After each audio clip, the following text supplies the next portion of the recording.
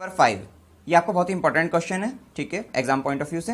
तो अब इसमें क्या कहा है कि एक त्रिभुज एबीसी की भुजाओं एबीबीसी और सीए के मध्य बिंदु क्रमशः डीईएफ हैं। त्रिभुज डीईएफ और त्रिभुज एबीसी के क्षेत्रफलों का अनुपात ज्ञात कीजिए। ठीक है, तो यहाँ पे सबसे पहले जो है त्रिभुज एबीसी बना लेते हैं। जैसे आपका ये जो है त्रिभुज एबीसी बन गया,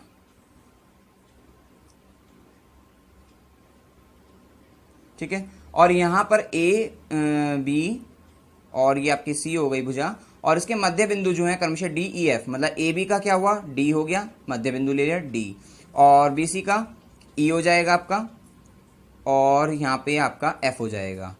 ठीक है, इनको आप मिला लीजिए, इसको आप आपस में मिला लीजिए, ये हो गया। ठीक है, ये आपका त्रिभुज है ए बी सी जिसमें मध्य बिंदु डी ई एफ है। ठीक है, और जो है यहाँ पे हो गया, और त्रिभुज डीईएफ और एबीसी के क्षेत्रफलों का अनुपात ज्ञात करना है। तो आप सबसे पहले यहाँ पे लिख लीजिए कि दिया है त्रिभुज ए बी सी जिसमें ए बी बी सी व सी ए के मध्य बिंदु क्रमशः डी ई एफ हैं। क्लियर है इतनी बात? ये दिया है, और फिर लिख दीजिए सिद्ध करना है। सिद्ध नहीं, यहाँ पे तो ज्ञात ही करना है आपको, ज्ञात करना है आपको एरिया ऑफ त्रिभुज ए बी सी जो है और डी ई एफ और ए बी सी के क्षेत्रफल का अनुपात, मतलब पहले आपको डी ई एफ लिखना होगा। ठीक है, तो एरिया ऑफ त्रिभुज डी ई एफ जो है बटे एरिया ऑफ, जैसा कि आपको इसमें यहाँ पे जो सिद्ध करना है, ये एरिया ऑफ त्रिभुज डीईएफ बटा एरिया ऑफ त्रिभुज एबीसी। तो आप इसमें पहले आप ये देख लीजिए हमें करना क्या है इस क्वेश्चन में जो ये है। तो इसमें आप ये देखिए डीईएफ का तो एरिया ये हो गया आपका डीईएफ, लेकिन एबीसी का एरिया क्या होगा, एबीसी, इसमें कितने होंगे, 1 2 3 4 त्रिभुज बन रहे हैं आपके। ठीक है, इसका मतलब इस त्रिभुज का एरिया प्लस इस त्रिभुज का एरिया प्लस इस त्रिभुज का एरिया प्लस इस त्रिभुज का एरिया। तो इसके लिए हम क्या करेंगे कि जैसे हमने ये हम एरिया को प्लस कर देंगे और ऊपर क्या आ जाएगा, एरिया ऑफ त्रिभुज डीईएफ आ जाएगा। तो हम इन त्रिभुज के जो एरियाज होंगे, जो ये वाला क्षेत्रफल होंगे, इन अलग अलग त्रिभुज के क्षेत्रफल होंगे, उसको डीईएफ के जो है ना उसके साथ जो है इसको सर्वांगसम सिद्ध कर देंगे। और सर्वांगसम सिद्ध करने से क्या होगा, ठीक है ना, सर्वांगसम सिद्ध करने से उनके क्षेत्रफल बराबर होते हैं, क्योंकि आप जानते हैं अगर दो त्रिभुज सर्वांगसम होते हैं, ठीक है ना, दो त्रिभुज अगर सर्वांग सम होते हैं तो उनके क्षेत्रफल क्या होते हैं, बराबर होते हैं। इसलिए हम इसको ऐसे करेंगे कि यहाँ पे एक बार आप देख लीजिए सिद्ध किस तरह से करेंगे कि एरिया ऑफ त्रिभुज यहाँ पे डीईएफ ही रहेगा। ठीक है, और बटे में क्या आ जाएगा, एरिया ऑफ त्रिभुज एबीसी की जगह कि एरिया ऑफ त्रिभुज किसको, ये डीबीई या बीडीई हो जाएगा, प्लस क्या होगा, ये सीईएफ हो जाएगा, एरिया ऑफ त्रिभुज सीईएफ हो जाएगा, प्लस एरिया ऑफ त्रिभुज क्या हो जाएगा, ये डीईएफ तो होगा ही होगा, इसमें भी डीईएफ हो जाएगा, और प्लस एरिया ऑफ त्रिभुज क्या, कौन सा, एडीएफ हो जाएगा। ये तो पता लग गया ना इन चारों त्रिभुज के एरिया को क्यों जोड़ा, क्योंकि एबीसी का एरिया ये पूरे वाला है, इसमें 4 त्रिभुज आएंगे तो 4 त्रिभुज 1 2 3 4 त्रिभुज का एरिया हमने जोड़ दिया। ठीक है ना, क्षेत्रफल जोड़ दिया, और ऊपर क्या था, क्योंकि हमें तो अनुपात जो निकालना था, पहले डीईएफ का निकालना था, मतलब डीईएफ को रखना था और उसके बाद एबीसी को रखना था। और अब हम क्या करेंगे, जो हम क्वेश्चन में हल अब हम करेंगे वो ये करेंगे कि इन सबको डीईएफ के हम सर्वांग सिद्ध कर देंगे, मतलब बीडीई को भी सर्वांग सिद्ध कर देंगे डीईएफ के, सीईएफ को भी सर्वांग सिद्ध कर देंगे डीईएफ के, और एडीएफ जो है ऊपर वाला त्रिभुज, इसको भी बीच वाले त्रिभुज डीईएफ के सर्वांग सिद्ध कर देंगे। जिससे क्या होगा इनका, क्योंकि दो त्रिभुज अगर सर्वांग सम है, अगर आप कहो ये कि ये जो त्रिभुज अगर ये बीडीई जो है अगर सर्वांग सम है त्रिभुज किसके, डीईएफ के, तो इनके जो एरिया होंगे, क्षेत्रफल होंगे, वो भी क्या होंगे, बराबर होंगे। एरिया ऑफ त्रिभुज बीडीई बराबर होगा एरिया ऑफ त्रिभुज डीईएफ के। ठीक है, तो अब देखते हैं हल कैसे करते हैं। आइए, पे मध्य बिंदु पर में से क्या होगा, त्रिभुज की दो भुजाओं कौन सी होगी, ए बी और ए सी जैसे। ठीक है, दो भुजाओं के मध्य बिंदु को मिलाने वाली रेखा वाली रेखा जो तीसरी भुजा होगी, तीसरी भुजा के समांतर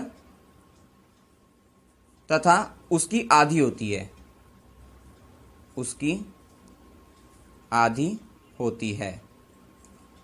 तो अब इस प्रमेय को लगाते हैं इसमें हम, ठीक है। तो अब जैसे त्रिभुज इसमें, तो इसका मतलब क्या होगा, जो डी एफ है, जैसे दो बिंदु हैं, ठीक है, मध्य बिंदु दो भुजा ए बी और ए सी के, तो इनको मिलाने वाली रेखा मतलब डी एफ जो होगा वो समांतर क्या होगा, बी सी होगा। इसलिए आप कह सकते हो कि डी एफ समांतर है बी सी के, एवं डी एफ समांतर होगी बी सी के और डी एफ बराबर होगी 1/2 बी सी। क्लियर है इतनी बात। और यहां पर अब हम एक बात और कह सकते हैं, क्या, डी एफ समांतर है बीसी और डी एफ बराबर 1/2 बीसी, लेकिन जो डी एफ है, जब ये भुजा जो है आपकी, इस पूरी भुजा ये बीसी के समांतर होगी आपकी, ठीक है ना, ये समांतर होगी, तो ये बीई के भी तो समांतर होगी, इसलिए जो डी एफ होगी वो समांतर होगी किसके, बीई के। क्लियर है इतनी बात। भाई ये भुजा अगर इसके समांतर है तो इसकी आधी, मतलब अगर ये दोनों भुजाएं समांतर हैं तो अगर ये इसके भी तो समांतर होगी, इतने पार्ट की भी तो समांतर होगी, ठीक है ना। और साथ ही हम कह सकते हैं कि जो बी ई है, चूंकि ई जो है बीसी का क्या है, मध्य बिंदु है, मध्य बिंदु है। इसको देखिए, ई जो है बीसी का मध्य बिंदु है, तो बी को भी आप क्या लिख सकते हो, बी को भी लिख सकते हो बराबर 1/2 बीसी, ठीक है। देखो यहां पे सबसे पहले पर में लगाई थी मध्य बिंदु को मिलाने वाले का मतलब डी एफ समांतर होगी पूरी बीसी के, और उसकी आधी भी कही थी कि डी एफ बराबर क्या होगी, 1/2 बीसी, ठीक है। अब हमने देखा जो डी एफ होगा वो बीई के भी समांतर होगी भाई, ठीक है। और साथ साथ हमने देखा ई जो है वो बीसी का मध्य बिंदु होने के कारण जो बीई होगी, वो भी जो बीई होगी वो भी क्या होगी, 1/2 बीसी होगी, इस पूरी बीसी की आधी होगी, क्योंकि ई मध्य बिंदु है, ठीक है। चलिए, तो आपको यहां से ये पता लग गया कि ये इसके समांतर और जो है डी एफ जो है समांतर है इसके बीई के, और साथ ही ये भुजा जो है वो क्या है, बराबर भी है, क्योंकि डी एफ भी 1/2 बीसी है और बीई भी 1/2 बीसी है। तो हम जानते हैं कि अगर किसी जो है चतुर्भुज की जो है जैसे सम्मुख भुजाएं समांतर हो, ठीक है, और साथ ही बराबर हो, तो वो क्या होगा, समांतर चतुर्भुज होगा, ठीक है। तो इसलिए आप जानते हो कि चूंकि समांतर चतुर्भुज की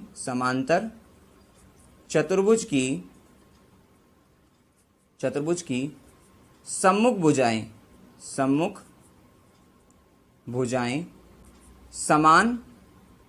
समान तो होगी यहां से, ठीक है, और वह क्या होगी, समांतर होती हैं, समांतर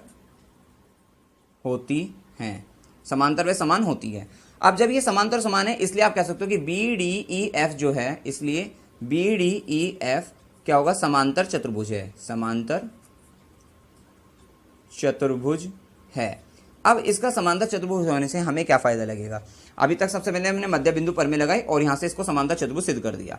इससे हमें ये फायदा लगेगा अब यहाँ पे समांतर चतुर्भुज होने से कि भाई ये भुजा इसके बराबर है, ये भुजा इसके बराबर होगी, क्योंकि समांतर चतुर्भुज बराबर हो गई, और साथ साथ क्या हो गया, ये डीई बराबर डीई उभयनिष्ठ, इससे दो त्रिभुज आपके सर्वांगसम सिद्ध हो गए, ठीक है ना। दोनों त्रिभुज क्या होंगे आपके यहाँ पे, सर्वांगसम हो गए, ठीक है।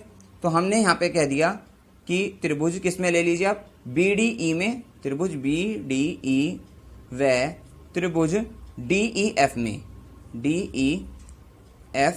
में क्या देखा हमने कि डीएफ बराबर है बीई के, समांतर चतुर्भुज की भुजा, समांतर चतुर्भुज की भुजा है तो समान होगी। साथ ही डी बी बराबर है ई एफ के, या बी डी बराबर है ई एफ के, ये भी समांतर चतुर्भुज की भुजा है। साथ साथ डीई बराबर डीई के है, डीई बराबर डीई उभयनिष्ठ है, उभयनिष्ठ। तो आप कह सकते हो यहाँ पे, इसलिए त्रिभुज बी डी जो है वो सर्वांगसम है त्रिभुज डीई एफ के, ठीक है। ये दोनों त्रिभुज सर्वांगसम सिद्ध हो गए। इसी प्रकार से अभी आप ये देखिए, अगर मैं इसके साथ ये वाला त्रिभुज लिया तो ये दोनों सर्वांगसम सिद्ध हो गए। अगर मैं डीई एफ, ये देखिए डीई एफ के साथ अगर मैं ये ले लूं ई एफ सी, तो ये भी सर्वांगसम हो जाएंगे। तो इसी प्रकार सेम काम करके जो है, तो क्या इसी प्रकार जो त्रिभुज डीई एफ होगा वो सर्वांगसम होगा त्रिभुज किसके, सीई एफ के, सी ई एफ के। और साथ ही इसी प्रकार में ये भी हो जाएगा कि जो डी ई एफ होगा वो सर्वांगसम हो जाएगा ए डी एफ के। त्रिभुज डी ई एफ सर्वांगसम हो जाएगा त्रिभुज ए डी एफ के। समीकरण नंबर यहाँ 1 बन गई, ठीक है। इसको समीकरण मान लेते हैं कि जो ये सर्वांगसम हो गए ना आपके, ठीक है। तो यहाँ पर जो है 1 बन गई, 2 बन गई और 3 बन गई, ठीक है। आपके जो त्रिभुज हैं वो सर्वांगसम तो हो गए, इसका मतलब इनके क्षेत्रफल क्या होंगे, बराबर होंगे। आप यहाँ पे एक प्रमेय लिखिए कि प्रमेय ये है आपकी कि दो त्रिभुज की अगर दो त्रिभुज अगर सर्वांगसम हैं तो उनके क्षेत्रफल बराबर होते हैं, तो उनके क्षेत्रफल बराबर होते हैं। चलिए, जब ये क्षेत्रफल बराबर होंगे अब हम क्या करेंगे, ये ए आर लिख देंगे। ए आर त्रिभुज कौन सा, बी डी ई जो होगा, ठीक है, वो किसके, डी ई एफ के बराबर होगा, ए आर के। ए आर त्रिभुज डी ई एफ, ठीक है। चलिए, इसको समीकरण 1 मान लीजिए। इसी तरह से ए आर त्रिभुज सी ई एफ जो होगा वो भी डी ई एफ के बराबर हो जाएगा ए आर के। ए आर त्रिभुज डी ई एफ मतलब दोनों के एरिए मतलब क्षेत्रफल जो होंगे आपके बराबर हो गए। इसी प्रकार तीसरे का भी क्षेत्रफल बराबर हो जाएगा, कौन सा है, ए डी एफ है। त्रिभुज ए डी एफ उसका क्षेत्रफल भी बराबर हो जाएगा किसके, त्रिभुज डी ई एफ के। क्वेश्चन ये 3 हो गई, ठीक है। तो अब हमारा इतना हो गया क्लियर। बस अब हमें क्या करना है, अब हमें जो सिद्ध करना है, ज्ञात करना था, ठीक है, उसको लेकर चलते हैं। बस कि क्या था, पहले ऊपर क्या लिख रहा था, ए आर त्रिभुज डी ई एफ, ठीक है, ये तो है ही। और बटे में क्या है, ए आर त्रिभुज ए बी सी बराबर करिए, क्या होगा ऊपर तो यही रहेगा, ए आर त्रिभुज डी ई एफ बटे ए आर त्रिभुज ए बी सी जो हमने शुरुआत में बताया वो क्या होगा, सारे मतलब चारों के चारों त्रिभुजों को जोड़ देते हैं, ठीक है ना। मतलब ए आर में त्रिभुज ये आ जाएगा आपका B D E plus A R में त्रिभुज आ जाएगा क्या, C E F plus A R त्रिभुज क्या आ जाएगा आपका, ए डी एफ, और एक आपका ये भी आएगा, बीच वाला भी तो आएगा, ए आर त्रिभुज डी ई एफ। तो अब हमने क्या देखा कि अगर मैं इन तीनों को जोड़ देता हूं भाई, ये जो है ना B D E C D E F sorry C E F और ए डी ई, इनको जोड़ने से क्या हो जाएगा, ये 3 बार आ जाएगा, मतलब 1 2 3 बार ए आर त्रिभुज डी ई एफ।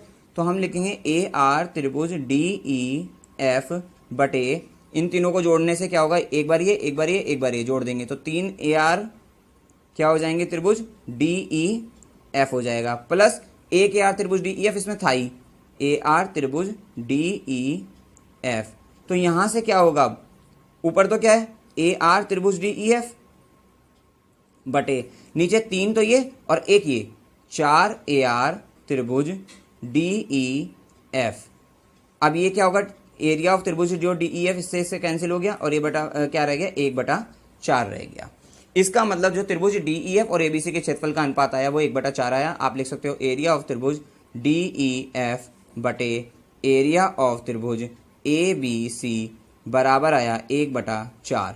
मैं आपको एक बार और शॉर्टकट में समझा देता हूँ। इसमें हुआ ये आपका यहाँ पे हमें निकालना था ये एरिया ऑफ त्रिभुज डी ई एफ बटा एरिया ऑफ त्रिभुज ए बी सी, ठीक है। तो डी ई एफ को तो आप ऊपर रख दीजिए, ठीक है, और जो ए बी सी है उसको हमने क्या लिया, 1 2 3 4 जो आपके त्रिभुज हैं उनके क्षेत्रफल के योग के बराबर, ठीक है ना। पूरे का क्षेत्रफल इन चारों के योग के बराबर हो गया।